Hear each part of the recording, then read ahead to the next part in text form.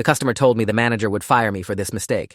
I am the owner. You just cost me $400 and I'm making sure you lose your job today. The woman slammed her receipt on the counter so hard my coffee cup rattled. I'd been processing inventory in the back office when I heard shouting from the electronics department and came out to help. Saturday afternoons at Campbell Electronics were always busy, but this was different. The woman's face was red, and she was attracting a crowd of at least 15 people, all of them holding their shopping baskets and watching the drama unfold like it was street theater. I picked up the receipt and scanned it quickly. She'd bought a high-end camera 2 weeks ago during our spring sale, one of our Nikon DSLRs that retailed for $800, but we'd marked down to $400 to move old inventory before the new models arrived. The serial number matched our system, and everything looked legitimate on paper. Ma'am, I can definitely help you with whatever the issue is. Can you tell me what happened with the camera? My assistant manager Kyle hovered nearby, looking nervous, his hand actually shaking slightly as he held a clipboard. He'd only been with us 3 months after transferring from a big box retailer where he said management threw employees under the bus at the first sign of customer complaint.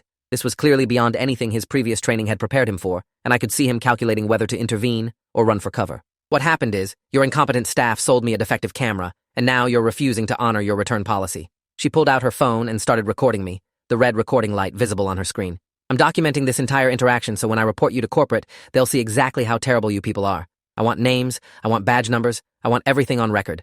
I kept my expression neutral, even though I knew there was no corporate to report to. I'd bought this store from a regional chain 5 years ago and operated it independently, but most customers still assumed we were part of some larger organization. That misconception usually worked in my favor because it meant people treated us with the same expectations they had for big retailers. But occasionally it created situations like this where someone expected a corporate hierarchy that didn't exist. I'm sorry you're having trouble with the camera. Our return policy is 30 days with receipt, and you're well within that window.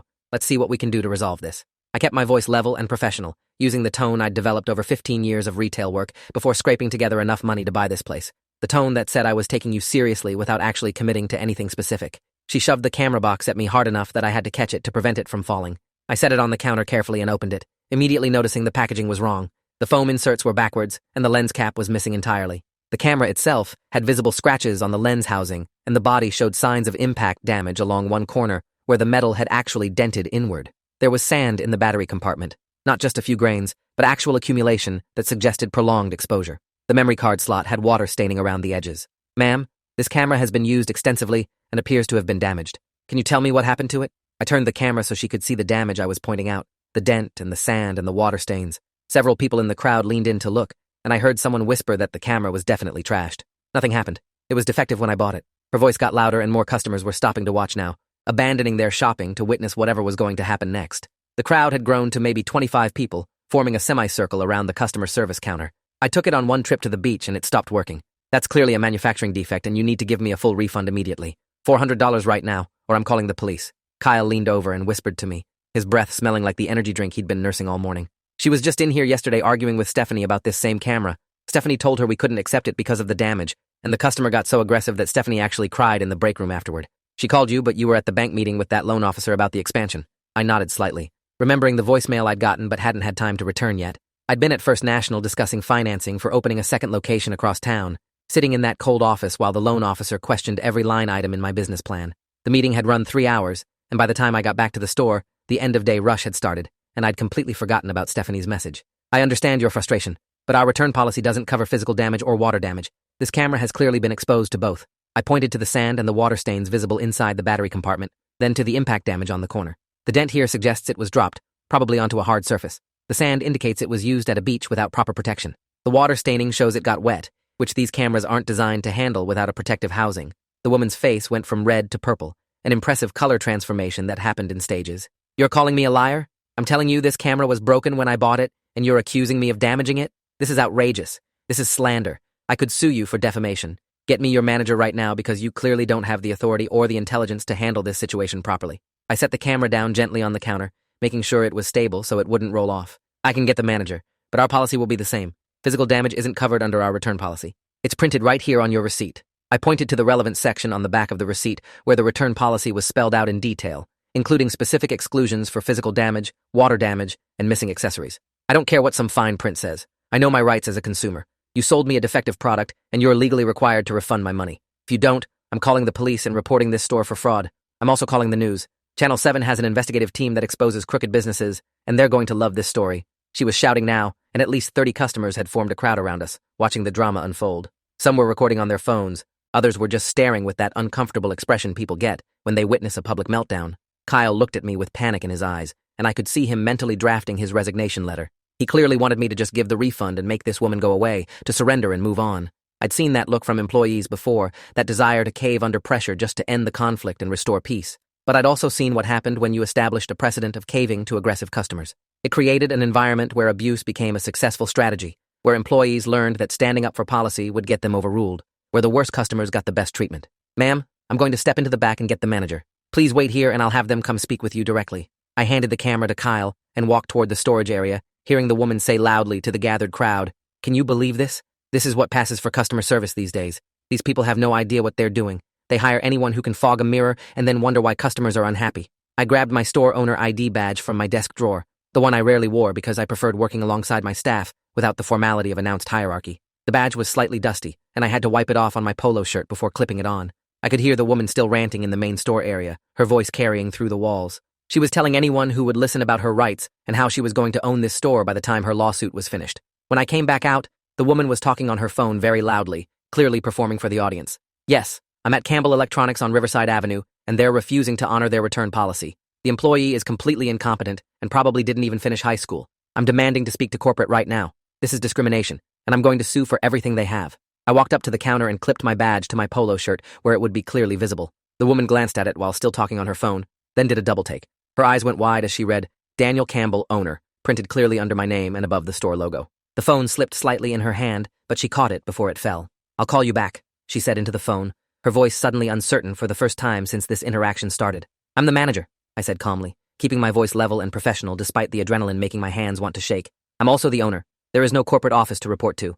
This is an independent store, has been for 5 years, and I've reviewed your return request personally. The camera shows clear signs of physical damage and water exposure that aren't covered under our return policy or the manufacturer's warranty." The woman's face went through several expressions very quickly, like someone was flipping through channels. Shock, embarrassment, anger, calculation, then back to defiance. "You're lying. You can't be the owner. You're too young and you were working the floor like a regular employee. Real owners don't do manual labor. They sit in offices and count money. This is some kind of trick." Kyle made a small sound that might have been a suppressed laugh or possibly a choking noise. Several customers were pulling out their phones now, recording the interaction from multiple angles. I could see this was going to end up on social media, regardless of how I handled it, which meant I needed to be extremely careful about every word I said from this point forward. I'm 32, and I've owned this store for 5 years. Bought it with money I saved working retail management for 15 years before that. I work the floor regularly because that's how I stay connected to customer needs and staff operations. I stock shelves, I run registers, I help customers find products, but my working style doesn't change our return policy, which is clearly posted and printed on every receipt. "This is discrimination," the woman said, her voice rising again as she found a new angle to attack from. "You're refusing my return because I'm a woman. I'm going to sue you for gender discrimination and put you out of business. My husband is a lawyer, and he's going to destroy you. We're going to own this store when we're done with you." I pulled up our computer system on the register, typing in her phone number from the receipt to access her full purchase history. "Ma'am, I have your complete purchase history here going back 2 years. You've returned items 4 times in the past 6 months. 3 of those returns were accepted without any issues whatsoever. You returned a laptop that you decided you didn't need. We processed it immediately. You returned a printer that wasn't compatible with your computer. We exchanged it for a different model. You returned headphones that didn't fit comfortably. We gave you store credit. This is the first time we've declined a return, and it's specifically because the item shows damage that clearly occurred after purchase. That's not discrimination. That's policy applied consistently to everyone regardless of gender." She looked at the computer screen showing her purchase history, and her expression changed, some of the confidence draining from her face as she realized I had documentation of treating her fairly in the past. "You're tracking me? That's an invasion of privacy. You can't keep records of what I buy. That's illegal. I never gave you permission to track my purchases. This is like those big tech companies spying on everyone. Transaction records are standard retail practice and fully legal. We use them for inventory management and customer service. Every store you shop at keeps similar records. It's how we can process returns without receipts sometimes, how we can offer warranties, how we track what products are popular." I kept my voice educational rather than condescending, though I was getting tired of this circular argument where she just kept pivoting to new accusations when each previous one failed.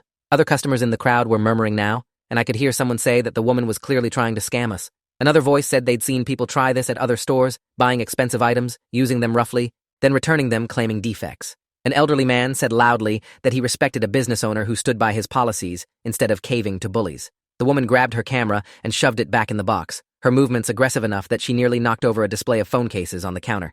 "You haven't heard the last of this. I'm going to every review site and telling everyone what a terrible store this is. Google, Yelp, Facebook, Angie's List, Better Business Bureau, Consumer Reports, everywhere. I'm going to make sure everyone in this city knows you're a scam artist who steals from customers. I'm going to stand outside your store with signs. I'm going to organize protests. That's your right, I said calmly. Though internally, I was calculating the potential damage from a coordinated negative review campaign. But I'd encourage you to be truthful in your reviews, since we have security footage of this entire interaction from 3 different angles, along with multiple witness recordings from customers. Making false statements about a business can have legal consequences. It's called defamation, and it's something businesses can sue over when reviews contain provable lies. She picked up the camera box and her purse, slinging the purse over her shoulder so aggressively that she nearly hit Kyle in the face with it. We'll see who has legal consequences. My brother is a lawyer, and he's going to destroy you. He handles consumer protection cases, and he's going to take you for everything you have. This store, your house, your car, everything. You're going to be living in a cardboard box when he's done with you. If your brother wants to discuss this legally, he can contact my attorney. I'm happy to provide her information. I pulled out one of Patricia's business cards from the holder we kept at the register and held it out. The woman snatched it from my hand and crumpled it without looking at it, throwing it on the floor in what I assumed was meant to be a dramatic gesture, but just came across as childish. She turned to leave, but then spun back around, her hair whipping dramatically like she was in a soap opera.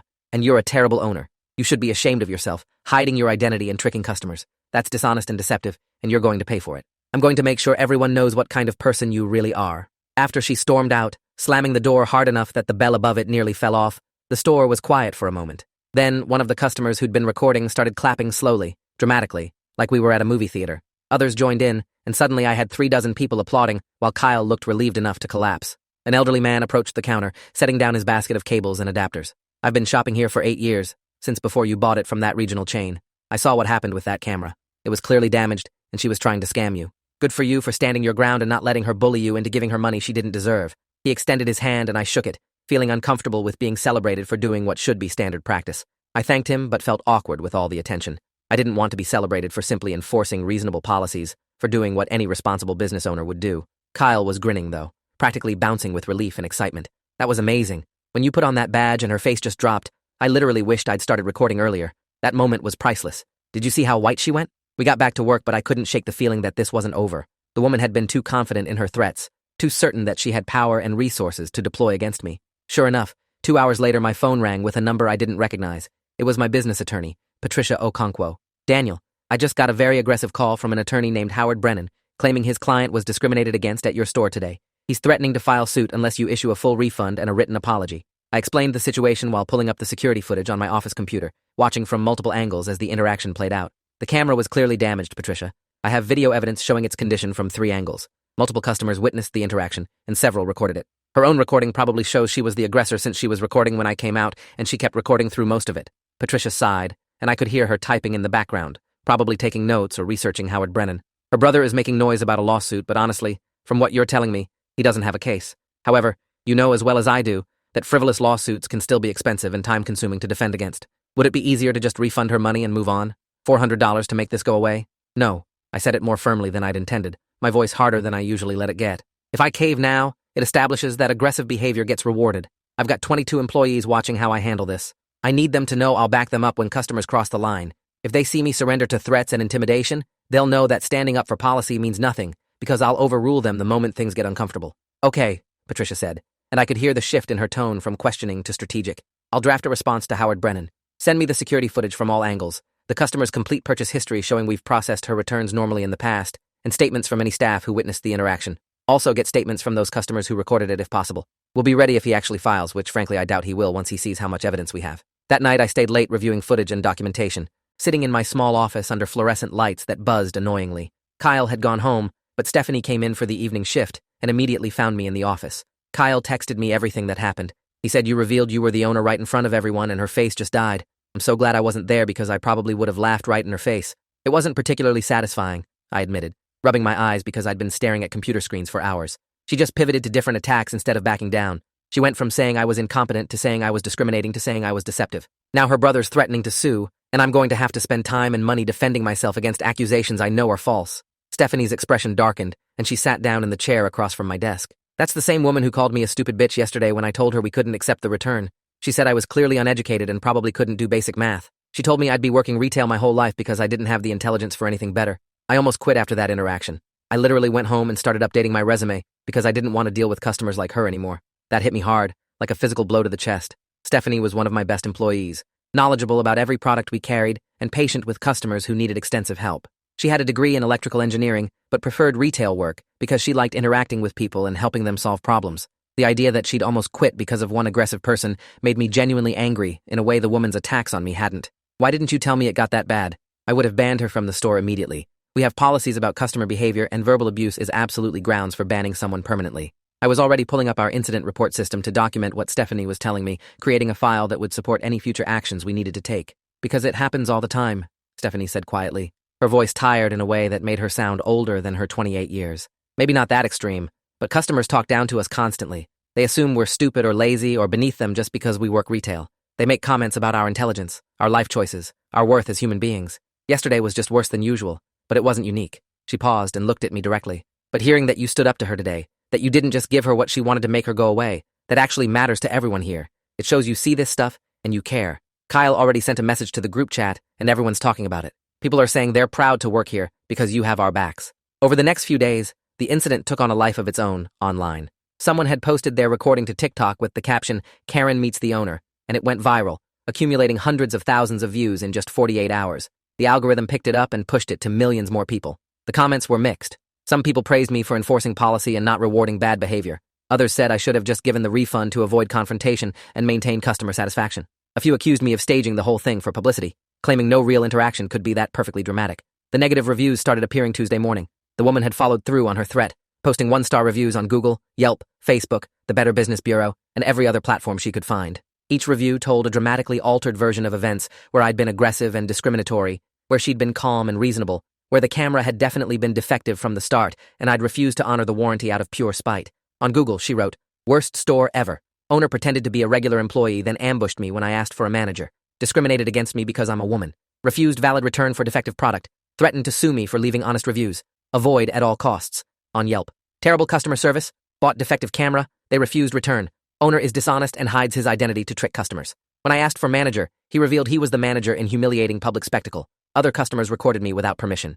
Traumatic experience." On Facebook, "Do not shop here. Owner Daniel Campbell is a scam artist who sells broken products then refuses returns. Discriminates against women customers. Creates hostile environment. I'm pursuing legal action. Save your money and shop literally anywhere else." I responded to each review professionally, keeping my responses brief and factual. We have security footage documenting this interaction, which shows a different sequence of events than described. Our return policy doesn't cover physical damage that occurs after purchase. This policy is applied consistently for all customers. The customer's purchase history shows we've successfully processed 3 previous returns for her without issue. I didn't engage with her accusations or defend myself beyond stating facts. Patricia had advised me that getting into arguments in review responses would only make things worse and could potentially be used against me if the situation did go to court. "Keep it short, keep it factual, don't show emotion," she'd said. Wednesday brought a certified letter requiring signature from Howard Brennan's law office. The envelope was intimidating, thick and official-looking with a return address embossed in raised letters. I signed for it and opened it in my office, reading the formal demand letter that sought $400 for the camera refund, $2,000 for emotional distress and public humiliation, and a written apology to be posted on all our social media accounts and sent to at least 50 people from his sister's contact list. The letter claimed I'd created a hostile environment through deceptive practices by not immediately identifying myself as the owner. It argued that by working the floor in a regular employee uniform without announcing my ownership, I had entrapped his sister into making statements she wouldn't have made if she'd known my true position. The letter called this fraudulent misrepresentation of status and claimed it constituted intentional infliction of emotional distress. Patricia called after I'd emailed her a scan of the letter. "This is complete nonsense, Daniel. Working your own retail floor isn't deceptive. You weren't hiding, you just weren't advertising your position. There's no legal requirement to announce your ownership status to every customer. And emotional distress requires actual damages beyond just hurt feelings from being told no. You'd need to show therapy bills, medical documentation, something concrete." She paused, and I heard her office chair creak as she shifted position. "But I need to ask you again. Are you absolutely sure you want to fight this? Because it's going to cost you more in legal fees than the camera refund would have. I'm expensive, and even if we win, you're not getting attorney fees back in small claims court. You're looking at probably $2,000 in legal costs to fight a $400 refund demand." "I'm sure," I said without hesitation. "This isn't about the money anymore. It's about whether aggressive customers can bully small businesses into compliance through threats and lawsuits. It's about showing my staff that doing the right thing will be supported even when it's expensive. If I cave now, I'm teaching everyone that policy doesn't matter and whoever threatens loudest wins." Patricia drafted our response denying all claims and offering to provide extensive evidence supporting our position if they chose to file suit. The response was professional but firm, making clear we had documentation, including security footage, purchase history, witness statements, and the customer's own edited video that we could compare to the full footage to show manipulation. The response apparently didn't satisfy Howard Brennan, because on Friday I received notice that he'd actually filed a lawsuit in small claims court. The filing claimed discrimination, deceptive business practices, and intentional infliction of emotional distress. The damages sought were now $2,500, having increased by $300 to include the filing fees. It was ridiculous. Every attorney I'd consulted said so, but now it was also real. I'd have to take time away from running my business to appear in court and defend myself against false accusations. Kyle found me in the office reading through the lawsuit documents for the third time, trying to make sure I understood every claim and allegation. Is this really happening? Are you actually getting sued over that camera? He looked genuinely worried, like the lawsuit might somehow affect his job security. I feel like this is partly my fault. If I'd just processed the return when she first asked Stephanie, if I'd been here that day and just given her the money, none of this would have happened. Then she'd have learned that screaming and threatening gets results, I said, looking up from the legal documents. And next time she'd do it again, probably to you or Stephanie or whoever was working. Maybe she'd get worse because the behavior was rewarded. She'd push further, demand more, because she'd know that aggression works. This needed to happen eventually. Better now when we have documentation than later when we might not. Kyle didn't look entirely convinced, but he nodded slowly. Everyone's been talking about it. The other stores in the plaza heard what happened, and some of the owners have reached out asking how you're handling it. Apparently this woman has caused problems at other places too. The coffee shop manager said she demanded a refund on a latte she'd already drunk because it wasn't hot enough. The bookstore owner said she tried to return books she'd clearly read, with cracked spines and coffee stains. That was interesting information I hadn't known. Did anyone actually refuse her and face consequences? Kyle shook his head. They all just gave her what she wanted because it was easier than fighting. But now they're all saying they wish they'd stood up to her like you did. The coffee shop manager said she's inspired, and next time someone tries that, she's refusing. Social media had turned the lawsuit into another drama cycle. The viral video had been connected to my store through the distinctive logo visible on my polo shirt and the store name visible on signs in the background. Now people were following the story like it was a reality TV show.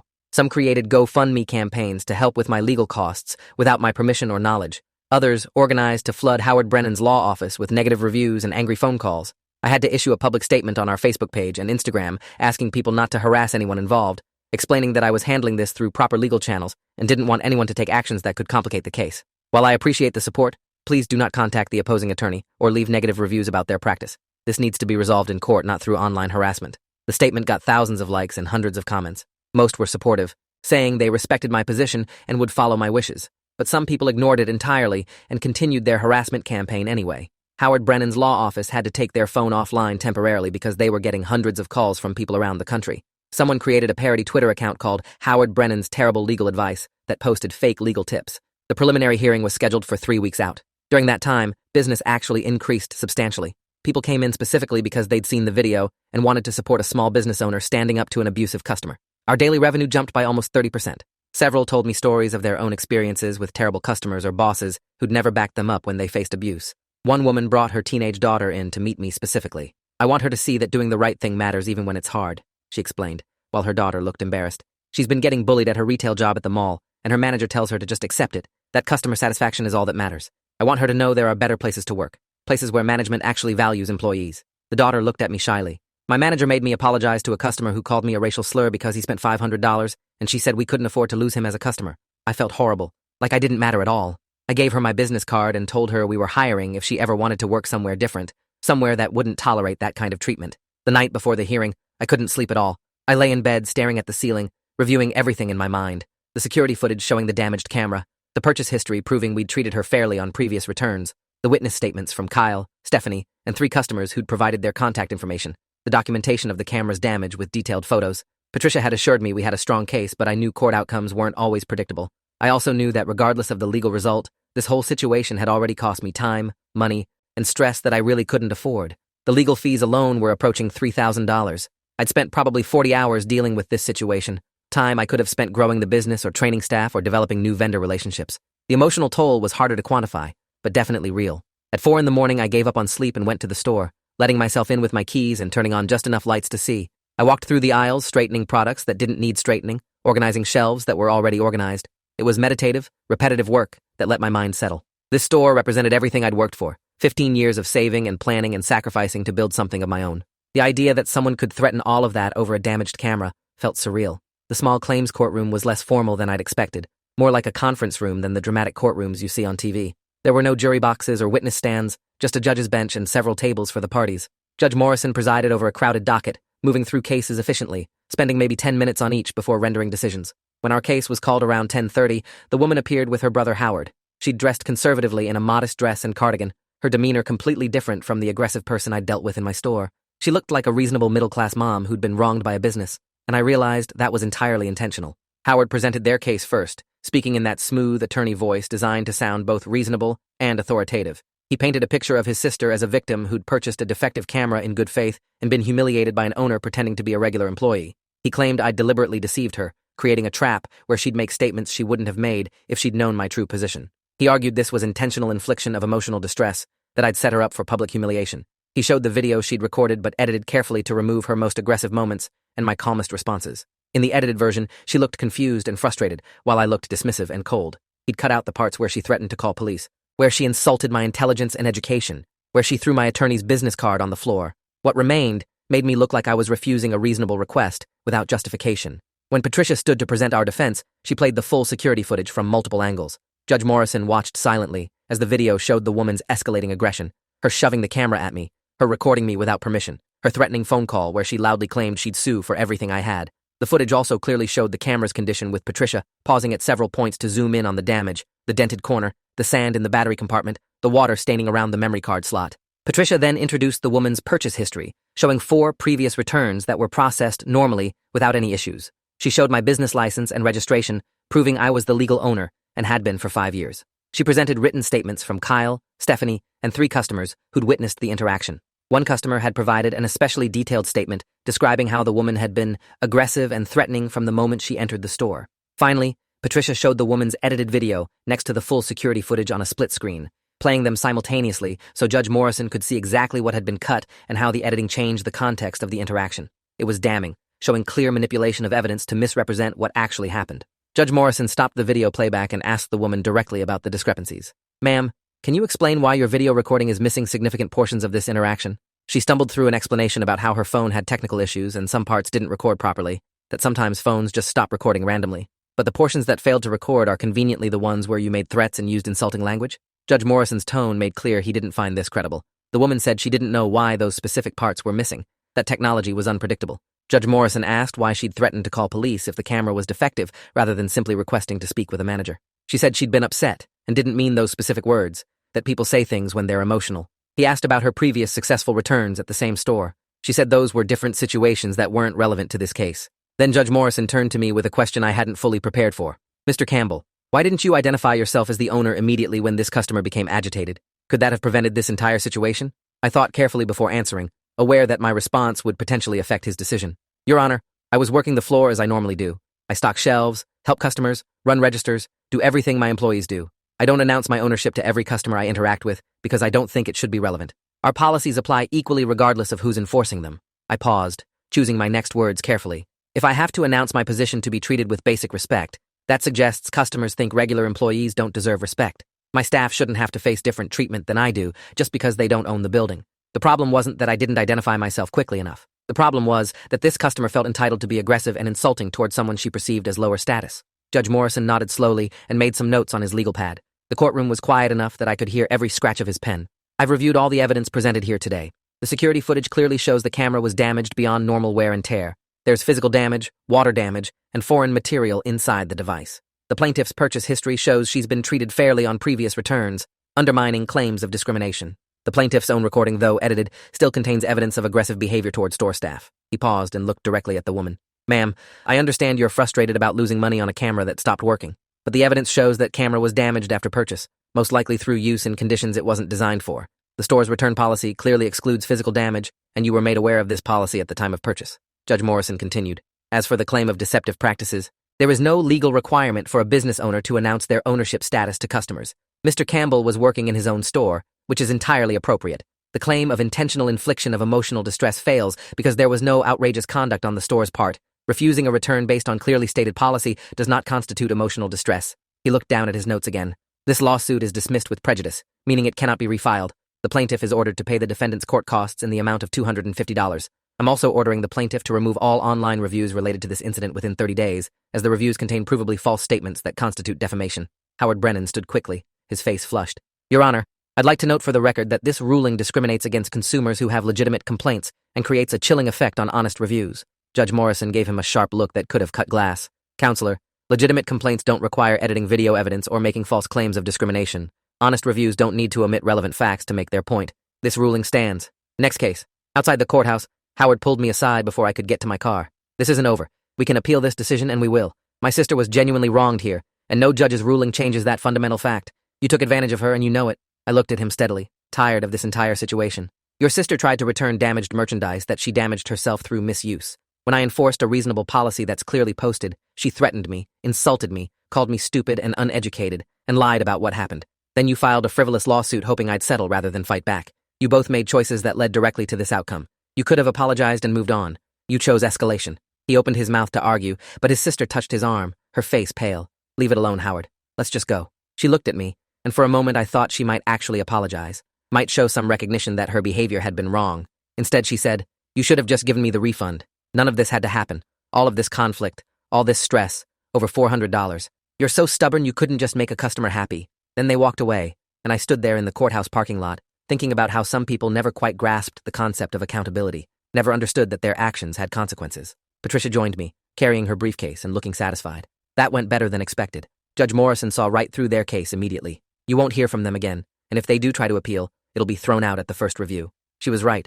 No appeal was filed, and the deadline passed without any action from Howard Brennan. The woman never returned to my store, and her negative reviews were quietly removed from all platforms within the 30-day deadline, probably on advice from her brother to avoid contempt charges. But the memory of those reviews lingered, and occasionally someone would reference them when considering shopping with us, asking if we really discriminated against customers or refused legitimate returns. The viral video eventually faded from active social media circulation, though it still popped up occasionally when people searched for retail conflict stories or examples of entitled customers. More important than the video's reach were the changes at my store. I implemented new policies explicitly protecting staff from customer abuse, including clear authority to refuse service to anyone who became aggressive or threatening. The policy manual now stated that verbal abuse, threats, or discrimination toward staff would result in immediate ban from the store. I held training sessions on de-escalation techniques, but also on recognizing when de-escalation wasn't appropriate or safe. We role-played scenarios where employees practiced setting boundaries and calling for management support. Most importantly, I made sure every employee knew they could walk away from an abusive customer, and I would back them completely, even if it meant losing a sale or facing a complaint. Stephanie stayed with the company and eventually became my general manager, overseeing operations at both locations when we finally opened the second store 18 months after the lawsuit. Kyle grew more confident in handling difficult customers, learning to enforce policy firmly while remaining professional. Several employees told me they'd turned down higher-paying jobs elsewhere because they valued working in an environment where they were supported and protected. That became my greatest pride, not the successful legal defense or the viral video, but the culture shift that showed employees their dignity mattered more than any individual sale. We lost a few customers who were used to getting their way through aggression, but we gained many more who appreciated shopping somewhere that treated staff with respect. 3 years later, my accountant was reviewing the annual financial statements and commented on something interesting. You know what I noticed? Your revenue increased 32% in the year following that lawsuit. The quarter immediately after was up 40%. The publicity probably brought in customers who liked what you stood for, and they stayed because the service was good. I thought about that. Success built on someone else's public humiliation felt uncomfortable, but I'd never asked for that video to go viral or for people to make it a cause. What I'd asked for was the right to enforce reasonable policies without being threatened or sued. The fact that standing firm had attracted customers who valued that stance was an unintended but welcome consequence. The real legacy wasn't the money or the attention. It was the conversations that happened afterward in break rooms across the city, in online forums where retail workers talked about respect and boundaries. It was the other small business owners who reached out asking advice on handling similar situations, wanting to know how to protect their staff without risking their business. It was knowing that maybe some customers thought twice before screaming at service workers because they'd seen that consequences were possible. Last month, a young woman came in asking for a job application, filling it out carefully at the counter while the evening rush flowed around her.